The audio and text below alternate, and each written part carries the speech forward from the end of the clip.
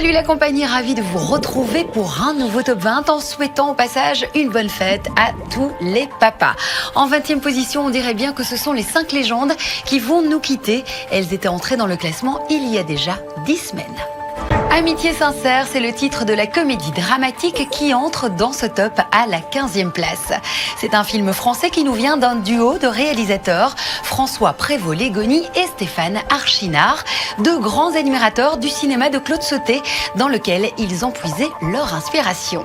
Et d'ailleurs, ce premier film est à la base l'adaptation de leur pièce de théâtre du même nom, avec Michel Leb et Bernard Murat dans les rôles principaux. Ici, on y retrouve Gérard Lanvin et Vladimir Yordanov. Et maintenant, place aux super-héros, mais pas n'importe lesquels. Nous allons découvrir ce que donnent les super-héros en Lego. Les petites figurines adulées par les enfants font leur apparition sur grand écran et rivalisent avec les grands. Même si le titre annonce le héros chauve-souris, ce film d'animation vous réserve bien des surprises, puisque nous avons droit en réalité à la présence de Robin, Catwoman et le Joker, mais aussi Superman, Green Lantern, Wonder Woman et bien d'autres. Voici tout de suite Lego Batman, le film. Philippe Lelouch a 47 ans, c'est le frère de l'acteur Gilles Lelouch et le mari de Vanessa Demouy, révélé à l'époque dans la série Classe Mannequin. Mais Philippe Lelouch est aussi acteur, scénariste, metteur en scène pour le théâtre et réalisateur. Le voilà donc qui nous présente son 4e long métrage après Nos plus belles vacances, sorti l'année passée. Et cette nouvelle comédie romantique met en scène Vincent Perez et Vaina Giocante dans Un prince presque charmant, 8e. Schwarzy is back en 7e position. Si, il fait son grand retour après 10 ans d'absence en haut de l'affiche.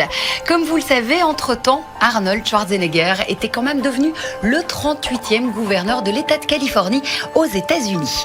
Il nous revient donc en toute grande forme dans ce film d'action musclé, Le Dernier Rempart. Et c'est le premier film américain du cinéaste sud-coréen Kim Ji-woon, dans lequel Schwarzy incarne le shérif Ray Owens. Statu quo pour The Impossible, il garde encore sa place de 3e du top 20 cette semaine.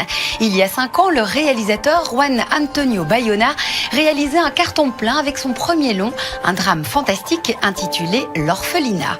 Fort de ce succès, il réunit la même équipe, scénariste, producteur, directeur photo, compositeur et monteur, pour s'attaquer à une histoire vraie, celle vécue par la famille Alvarez Bellón, victime d'une des plus gigantesques catastrophes naturelles, le tsunami du 26 décembre 2004 en Thaïlande.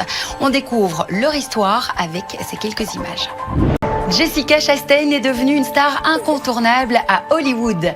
Elle a débuté sa carrière dans des séries télévisées comme Urgence et est véritablement révélée en 2011 dans The Tree of Life, le film de Terrence Malick, gratifié de la Palme d'Or à Cannes. Nous la retrouvons dans le casting de Catherine Bigelow, où elle incarne Maya, un agent de la CIA traquant Oussama Ben Laden. Zero Dark 30 fait un bond de 5 places dans le top 20. Ce film choc est numéro 2 cette semaine. Il s'est imposé la semaine dernière en première position et s'accroche en tête du classement. Il s'agit de Django Unchained, le dernier Tarantino après l'excellent Inglourious Basterds sorti en 2009. Nominé pour 5 Oscars cette année, ce western spaghetti américain se voit décerner l'Oscar du meilleur acteur dans un second rôle pour Christoph Waltz et le meilleur scénario original pour Quentin Tarantino.